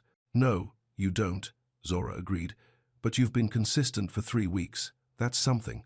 It's not enough." "It's a start." Ethan stood and walked to his window, looking out at the city lights below. Somewhere out there, his 3 sons were asleep in their beds, trusting that Mr. Ethan would call tomorrow night for story time. "She's going to keep interfering," he said. "That's what she does when she doesn't get her way. I know. That's why you need to decide what's more important to you, her approval or your sons. That's not a difficult choice, isn't it? You've been choosing her approval over everything else for 30 years. The truth of that statement settled in his chest like a stone.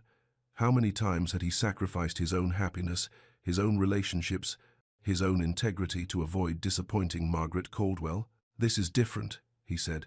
"Why?" "Because this time I know what I'm losing if I choose wrong." Zora was quiet for a moment. "Ethan, I need you to understand something.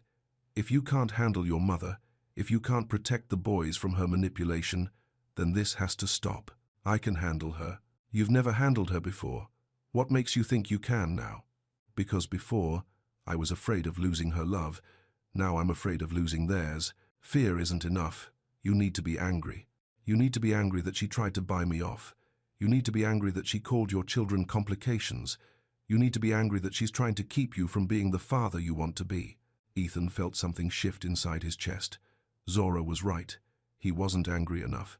He was still trying to manage his mother, to find a way to keep her happy, while also building a relationship with his sons. But that was impossible. Margaret would never accept Zora and the boys as family. She would always see them as obstacles to her vision of Ethan's life. "I'll talk to her," he said. "When?" "Tomorrow. I'll go to her house after work. And if she doesn't listen, if she keeps interfering, then I'll cut contact until she agrees to respect boundaries." "You'd do that?" "Yes.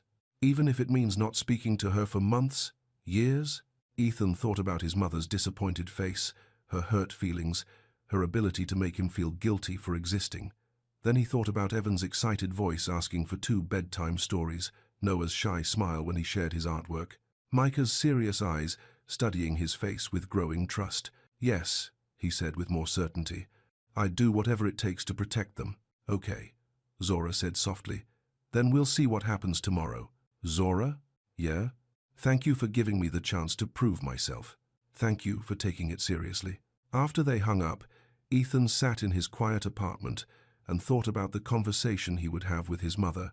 For the first time in his life, He was going to choose someone else's needs over hers. It was terrifying and liberating at the same time. Friday, 2:20 p.m. Ethan's office. Ethan was reviewing structural drawings when his phone buzzed with a text from an unknown number. But when he opened it, his blood turned cold. It was a photo of him carrying a sleepy Evan from Zora's car to the stroller at the studio earlier that week. The image was grainy, clearly taken from a distance, but it was unmistakably him with one of his sons. The text beneath read, "Interesting family you're keeping secret. Wonder what your colleagues would think." There was no signature, but Ethan knew exactly who had sent it. Margaret had found a way to take photos of him with the boys. She was threatening to expose their relationship before Ethan was ready, before Zora was comfortable, before the boys understood what was happening. His mother was trying to force his hand. Ethan's phone rang immediately. Margaret's number. "Hello, Mother." "Ethan, darling, did you get my message? If you mean the creepy surveillance photo you sent, then yes. I prefer to think of it as documentation. You're spending quite a bit of time with that woman and her children. They're my children too. Are they? Because last time I checked, you weren't listed on any birth certificates. You haven't paid any child support. You have no legal relationship to those boys whatsoever." The words were designed to hurt, and they succeeded. Ethan had no legal claim to his sons. Zora could decide tomorrow that he'd had enough chances, and he would have no recourse. "What do you want?" he asked. "I want you to think clearly about what you're doing. You're jeopardizing your career, your reputation, your future for a woman who kept your children secret for 3 years. She had good reasons for keeping them secret. Did she? Or was she hoping you'd build a successful life that she could then claim a piece of? That's not what this is about, isn't it? She shows up with 3 children just when you're finally established in your career. She gets hired for a project that puts her in daily contact with you. It's very convenient timing." Ethan felt doubt creep into his mind despite himself. Margaret was skilled at finding the small seeds of insecurity and watering them until they grew into full-blown fears.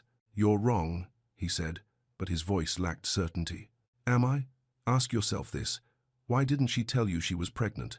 Why didn't she fight for your marriage when she knew she was carrying your children? Why wait until now to let you into their lives? Because I hurt her? Because I walked out when she needed me most? Or because 3 years ago you couldn't offer her what she wanted, and now you can?" The doubt grew stronger. Had Zora really forgiven him, or was she simply being practical about securing financial stability for the boys? "I have to go," Ethan said. "Think about what I said, darling. And think about whether you're ready to have your personal life become public knowledge." She hung up, leaving Ethan staring at the photo on his phone. He looked at Evan's sleepy face, so trusting as Ethan carried him. The little boy had no idea that his existence was being used as leverage in a game he didn't understand. Ethan's hands shook as he forwarded the photo to Zora with a simple message. "We need to talk. My mother is escalating." Her response came quickly. "Can you come to the studio? Boys are napping." 20 minutes later, Ethan sat in Zora's kitchen while she made coffee with sharp, angry movements. "She had someone follow you," Zora said without preamble, "or she followed me herself. The point is, she's threatening to make this public before we're ready." "What did she say exactly?" Ethan repeated the conversation, watching Zora's expression grow colder with each detail. "She's trying to make you doubt my motives," Zora said when he finished. "I don't doubt your motives, don't you?" She turned to face him directly. "Even a little bit, after what she said about timing and convenience." Ethan wanted to deny it completely, but Zora deserved honesty. "Maybe a small part of me wonders," he admitted. "Not because I think you're manipulative, but because I can't understand why you'd give me a chance after what I did." Zora set down her coffee cup and studied his face. "Do you want to know why I'm giving you a chance?" she asked. "Yes. Because Evan asked me 3 days ago why some kids have daddies, and he doesn't. Because Noah sees other families at the park and asks when his daddy is coming home. Because Micah draws pictures of stick-figure families and always leaves one person out." Ethan's throat tightened. "I'm not doing this for you," she continued. "I'm not doing this for money or stability or any of the reasons your mother thinks. I'm doing this because my sons deserve to know their father if he's willing to be a good one. And if I'm not, if she's right about me not being father material, then you'll prove it through your actions. And I'll end this before the boys get hurt any worse than they already are. That simple? That simple." Ethan looked around the studio where Zora had built her life and business, where she had created a safe, warm space for their sons to grow up. She didn't need him. She had never needed him. But she was willing to let him try to earn a place in their family anyway. "Your mother is going to keep pushing," Zora said. "She's going to keep trying to undermine this and turn you against me." "I know. So what are you going to do about it?" Ethan pulled out his phone and looked at the surveillance photo one more time. Then he deleted it and blocked his mother's number. "I'm going to choose my family," he said, "even if it means losing her. Especially if it means losing her." That evening, instead of driving to his own apartment, Ethan drove to his mother's house in the wealthy part of town where he'd grown up. The house looked exactly the same as it had 20 years ago, perfectly maintained, expensively decorated, and completely without warmth. Margaret answered the door wearing a silk blouse and pearl necklace, as if she'd been expecting him. "Ethan, how nice. Come in, darling." "No," he said, staying on the front porch. "We're going to talk right here." "That's rather dramatic, don't you think? You had me followed. You threatened to expose my sons. You tried to bribe Zora. I think drama is appropriate." Margaret's pleasant expression flickered for just a moment. "I was trying to protect you from making another mistake." "My sons aren't mistakes. Your relationship with that woman is. Her name is Zora, and she's the mother of your grandchildren. She's a gold digger who kept your children secret until she figured out how to profit from them." Ethan felt the anger Zora had said he needed to find. It rose up from somewhere deep in his chest, hot and clean and absolutely righteous. "Stop," he said firmly. "You don't get to talk about her that way. You don't get to talk about my children that way." "Your children? You've known about them for 3 weeks. And whose fault is that? You drove Zora away when we were married. You made it clear she would never be good enough for your precious son. You created the situation that led to our divorce. I did no such thing. You did exactly that. And when she was pregnant with my children, you tried to pay for an abortion. When they were born, you showed up at the hospital with legal papers trying to force her to give up any claim to the family name." Margaret's mask of innocence slipped completely. "She told you that. She told me everything. Every cruel thing you said. Every manipulative thing you did. All of it. I was protecting our family's interests. No, you were protecting your control over my life. And it's over." "Ethan, you're being emotional. You're not thinking clearly." "I'm thinking more clearly than I ever have." He pulled out his phone and showed her the blocked contact screen. "I've blocked your number. If you contact Zora again, if you go near my sons, if you interfere with my family in any way, you'll never see any of us again." "You don't mean that." "I absolutely mean that. I'm your mother, and they're my children.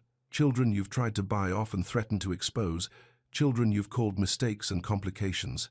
Margaret's face went white. "If you walk away from me for that woman, you'll regret it. If I don't walk away from you, I'll regret it for the rest of my life. She'll leave you again. The minute things get difficult, she'll take those boys and disappear. Maybe. That's a risk I'm willing to take. And when she does, when you need family and support, don't expect me to be here for you."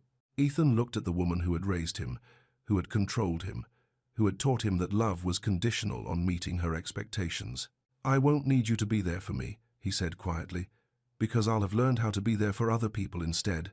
He turned and walked back to his car, leaving Margaret standing alone on her perfect porch.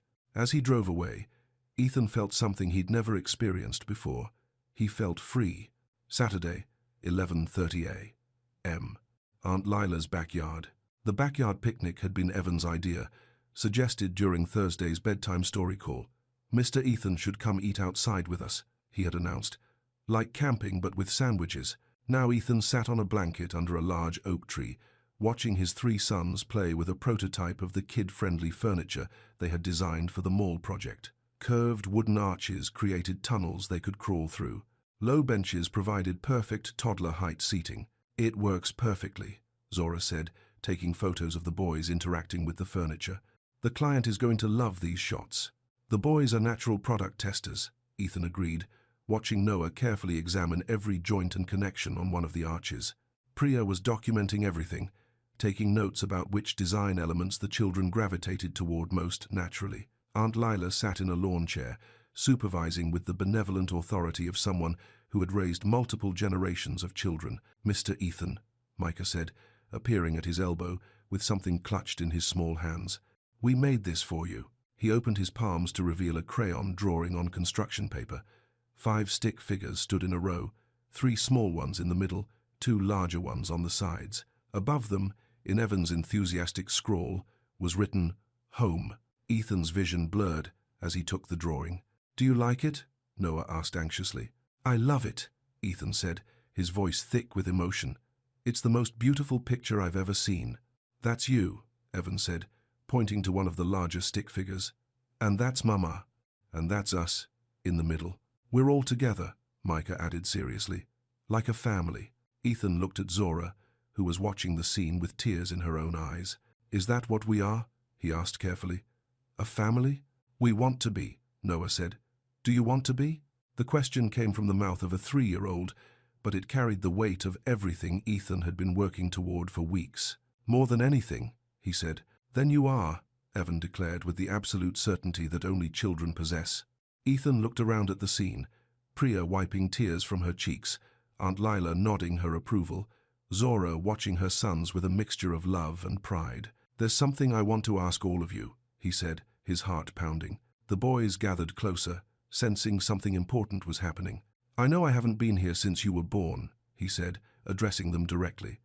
"I know I missed a lot of important things, first steps and first words and first birthdays." They listened with the serious attention children reserve for conversations they know matter. "But I want to be here for everything that comes next. I want to be the person you call when you're scared or excited or need help with something." "Like a daddy?" Evan asked hopefully. "Exactly like a daddy, if that's okay with you." "Yes," Evan shouted, launching himself into Ethan's arms. Noah and Micah followed, creating a pile of small bodies and enthusiastic hugs. "Does this mean you're not going away?" Micah asked, his face pressed against Ethan's shoulder. "I'm never going away," Ethan promised. "Not unless you don't want me around anymore." "We always want you around," Noah said firmly. "Always and always and always," Evan added. Ethan looked at Zora over the heads of their sons. She was crying openly now, but smiling at the same time. "What about your mama?" he asked. "Is it okay with her if I stay?" "Mama?" Evan looked at his mother expectantly. "Is it okay?" Zora wiped her eyes and nodded. "It's okay with me." "Does that mean Mr. Ethan can live with us?" Noah asked. "We'll have to talk about that," Zora said carefully. "But it means he'll be part of our family no matter where he lives." "Can we call him Daddy now?" Micah asked. Ethan's breath caught. After weeks of being Mr. Ethan, the possibility of being called Daddy felt like the greatest honor imaginable. "If you want to," Zora said softly. "Daddy," Evan said experimentally, testing how the word sounded. "Daddy," Noah repeated, smiling. "Daddy," Micah said with satisfaction, as if the word fit perfectly, and just like that, Ethan Caldwell became a father. Not through biology or legal documents or grand gestures, but through the simple decision of 3 little boys to trust him with the most important word in their vocabulary. Later, as they were packing up the picnic, Zora pulled a small silver key from her pocket. "This is to my house," she said, placing it in Ethan's palm. "You don't have to use it right away. But when you're ready, when we're all ready, it's yours." Ethan closed his fingers around the key, feeling the weight of everything it represented. Not just access to a house, but acceptance into a family. Not just the right to enter, but the responsibility to stay. "Thank you," he whispered. "Thank you for proving you deserved it." As Ethan drove home that evening, he thought about the long journey that had brought him here, the mistakes he'd made, the pain he'd caused, the years he'd lost to fear and pride, and his mother's manipulation. But he also thought about the 3 little boys who now called him Daddy, about the woman who had given him a second chance he didn't deserve, about the family he had almost lost forever and had somehow found again. His phone sat silent in the cup holder. No manipulative texts from his mother, no attempts to undermine his newfound happiness. The boundary he'd set was holding, and for the first time in his adult life, Ethan felt like he was exactly where he belonged. Monday morning, 8:30 a.m., mall construction site. The grand opening of the renovated food court was still 2 months away, but early previews were already generating excitement. Local families had been invited to test the space, and the response was overwhelmingly positive. Ethan stood with Tomas and the mall management team, watching as children explored the interactive play areas while their parents relaxed at the comfortable family seating. "This is exactly what we hoped for," the mall manager said, taking photos of families using the space. "Kids are engaged, parents are comfortable, and everyone staying longer than they used to. The design creates natural traffic flow, Tomas noted. Families move through different zones without feeling rushed or crowded.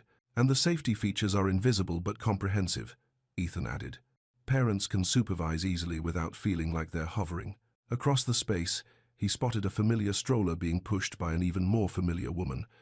Zora had brought the boys to see the finished product of their collaboration. "Excuse me for a moment," Ethan said to his colleagues. "Daddy," Evan's voice carried across the food court as soon as he spotted Ethan approaching. The word still sent a thrill through Ethan's chest every time he heard it. Daddy. He was somebody's daddy. "Hey boys," he said, kneeling down to their level. "What do you think of our project?" "It's the best playground ever," Noah declared, already eyeing the climbing structures. "Can we play, Daddy?" Micah asked. "If it's okay with your mama." "It's more than okay," Zora said, smiling. "That's why we're here." For the next hour, Ethan found himself in the surreal position of watching his sons play in a space he had helped design. They crawled through tunnels he had engineered. They sat at tables he had specified. They used safety features he had insisted upon. "Look, Daddy," Evan called from the top of a small climbing wall. "I'm so high. I see you. Be careful up there." "He's perfectly safe," Zora said, joining Ethan near the play area. "You designed good sight lines for supervision." "We designed good sight lines," he corrected. "This was your vision. I just figured out how to build it." Team effort, the best kind. They watched their sons play with the easy companionship of parents who had learned to work together. It felt natural now, this shared responsibility for three energetic little boys. "Kelsey's been asking about internship opportunities," Zora mentioned, referring to the junior designer who had been shadowing her work. "We could probably arrange something. She's talented. She reminds me of myself at that age, eager to learn, willing to work hard. You should mentor her. You're good at teaching." "I learned from necessity. 3 boys are excellent teachers when it comes to patience and multitasking." Ethan laughed. "I'm still learning both of those skills. You're doing fine. They adore you." "I adore them too." It was a simple statement, but it contained everything. Love that had grown from strangers to tentative friendship to the fierce protectiveness of parenthood. Trust that had been earned through consistency and patience. Hope that had been built one bedtime story at a time. "Daddy, Mama, come see." Noah's voice interrupted their conversation. He was standing next to a wall display that showed before and after photos of the renovation. In one of the after photos, a family was visible in the background, a woman and 3 boys playing at the kid-friendly seating area. "That's us," Evan said excitedly, pointing at the image, and it was. Zora and the boys, captured during one of their test visits, looking happy and relaxed in the space they had helped create. "We're famous," Micah declared. "You certainly are," Ethan agreed, pulling out his phone to take a photo of them, looking at their photo. Later, as they prepared to leave, the boys clustered around Ethan for goodbye hugs. "Are you coming for dinner tonight, Daddy?" Noah asked. "If it's okay with your mama." "It's okay," Zora said. "Aunt Lila is making spaghetti. Fair warning, it gets messy when these 3 are involved. I'll bring extra napkins. And maybe a change of clothes," she added with a laugh. As Ethan watched his family drive away, Tomas appeared beside him. "They look good together," his friend observed. "All of you. It feels good too. Different than I expected when this whole thing started." "How so?" "I thought it would be complicated, messy. Instead, it looks like the most natural thing in the world." Ethan considered this. "It is complicated and messy, but it's also exactly what I didn't know I was looking for. A family. The family I already had but was too stupid to fight for the first time around." That evening, as Ethan sat around Aunt Lila's dinner table covered in spaghetti sauce and surrounded by the chatter of 3 excited little boys, he thought about how dramatically his life had changed in just 2 months. 2 months ago, he had been living a carefully controlled existence, focused on work and avoiding anything that might disrupt his routine. Now his routine included bedtime stories and playground visits and emergency trips to the pharmacy for children's Tylenol. His apartment was slowly acquiring child-proofing supplies and toy cars left behind after weekend visits. His life was messier, louder, more chaotic than it had ever been. It was also fuller, richer, and more meaningful than he had ever imagined possible. "Daddy," Micah said, tugging on his sleeve during dessert, "will you read 3 stories tonight?" 3? Ethan raised his eyebrows. "That's a lot of stories. Please? We'll be really good listeners." Ethan looked at Zora, who shrugged. If you have time for 3 stories, I have time for 3 stories. Then 3 stories it is. And Daddy, Evan added, will you stay for breakfast tomorrow? Again, Ethan looked at Zora. They had been taking things slowly, building trust and establishing routines. He still lived in his own apartment, though he spent most evenings at Zora's house. Would you like me to stay for breakfast? He asked. We all would, Noah said seriously. All of us, Zora confirmed softly. Then I'll stay for breakfast. Later that night, after 3 bedtime stories and a lot of giggling and negotiating about just one more glass of water, Ethan found himself on Zora's couch while she made tea in the kitchen. The house was quiet, the boys finally asleep after their busy day. Toys were scattered across the living room, evidence of the joyful chaos that defined family life. This feels like home, he said when Zora joined him on the couch. Does it? More than anywhere I've ever lived. The boys love having you here. What about their mother? Zora curled up beside him, close enough to touch but still maintaining her own space. Their mother is getting used to having someone to share the bedtime routine with, someone to help with dinner cleanup, someone to talk to after they're asleep. Is that enough? Sharing responsibilities. It's a start. What would be more than a start? Zora was quiet for a moment, considering her answer. More would be knowing that this isn't temporary, she said finally, that you're not going to wake up one day and decide this is too hard or too complicated. I'm not going anywhere, Zora. You say that now. But what about when Noah goes through his phase of only sleeping in our bed? What about when Evan breaks something expensive because he was trying to see how it worked? What about when all 3 of them get stomach flu at the same time and we're both exhausted and covered in? I want to be here for all of it, Ethan interrupted. The good parts and the terrible parts and everything in between. Even when it's not fun, even when we're both cranky and the kids are cranky and nothing is going right. Especially then. Zora studied his face in the dim light of the living room. You've changed, she said, from the man I married, from the man who left. Having children changes you, even when you come to it late like I did. It's not just the boys, though. You're more present, more willing to put other people's needs first. I learned what happens when you only think about yourself. You lose everything that matters. Everything. They sat together in comfortable silence, listening to the sounds of a house where children slept safely. The hum of the refrigerator, the soft whistle of the wind through the trees outside, the distant sound of a neighbor's dog barking, ordinary sounds of an ordinary evening in an ordinary family. It was the most extraordinary thing Ethan had ever experienced. I love you, he said quietly. The words surprised him.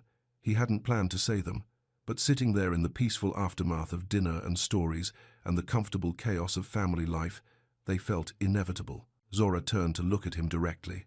I love you too, she said.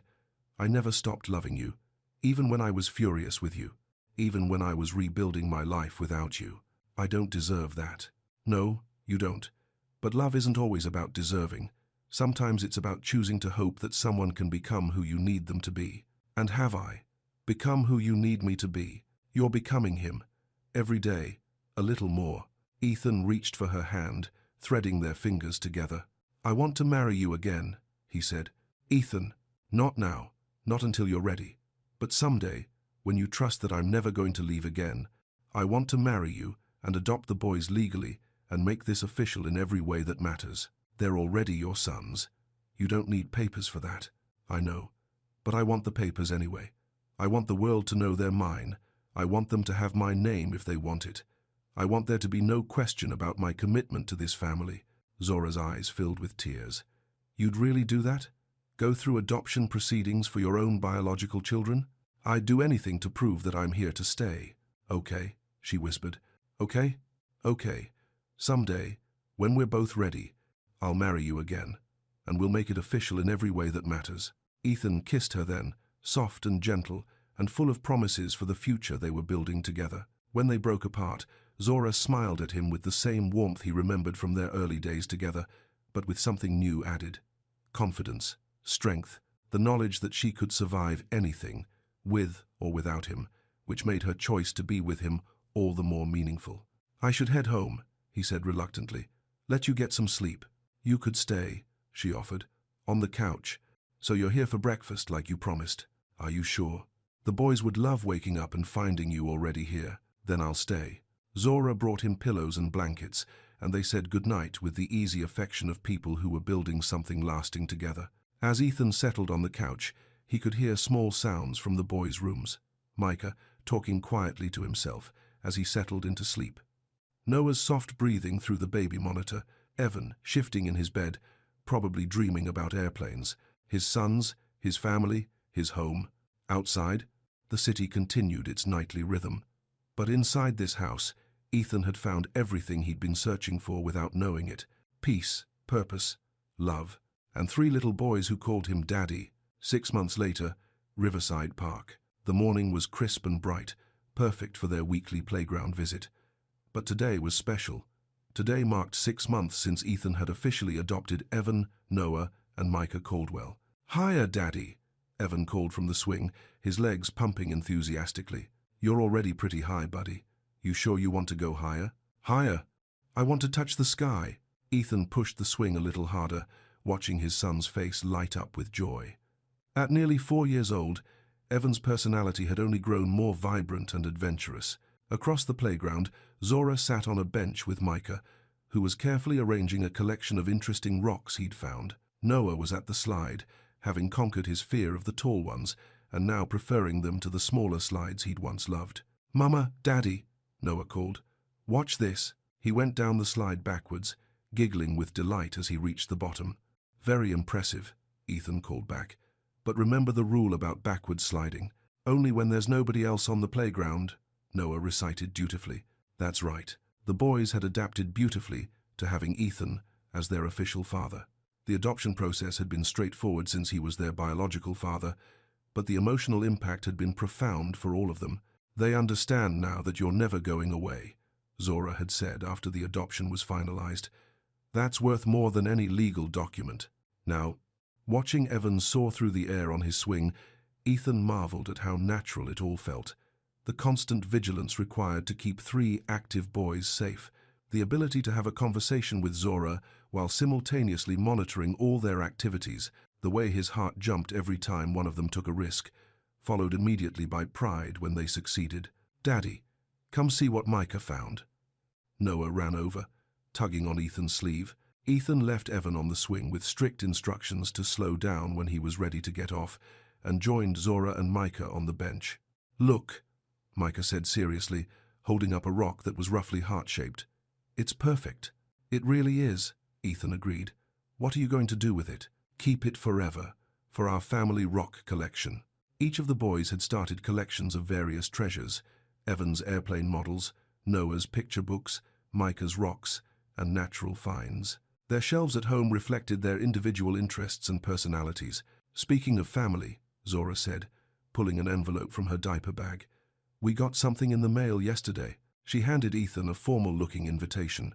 "Mr. and Mrs. Richard Thompson request the pleasure of your company at the marriage of their daughter Jennifer Thompson to Michael Caldwell." Ethan stared at the invitation. His cousin Michael was getting married, and the invitation was addressed to the Caldwell family. "My grandmother's social circle is small," Ethan said. "Word gets around fast. Are you okay with them knowing about us? About the boys? I'm proud of them knowing about us." And he was. After months of keeping his family life private while they built their foundation, Ethan was ready for the world to know about his sons, his relationship with Zora, their unconventional but beautiful family story. "Do you want to go?" Zora asked. "Do you want to go?" "I think it might be nice. The boys would love a fancy party, even if it means dealing with family questions and curiosity. Especially because of that, I'm tired of hiding how happy we are." Ethan looked at his sons, who were now collaborating on building something elaborate in the sandbox. Their heads were bent together in serious concentration, occasionally asking for input from each other or offering encouragement. "They're going to charm everyone," he said. "They usually do." That evening, after dinner and baths and the usual bedtime story negotiations, Ethan and Zora sat on their front porch while the boys played quietly in the living room before bed. "I called my mother today," Ethan said. Zora looked at him in surprise. "How did that go?" "About as well as expected. She asked if I was still playing house with that woman and her children." "And what did you tell her?" "I told her I was raising my sons with my partner, and if she ever wanted to meet her grandchildren, she could start by learning their names and treating their mother with respect." "Did she hang up on you?" "Eventually, but not before she asked if we were getting married again.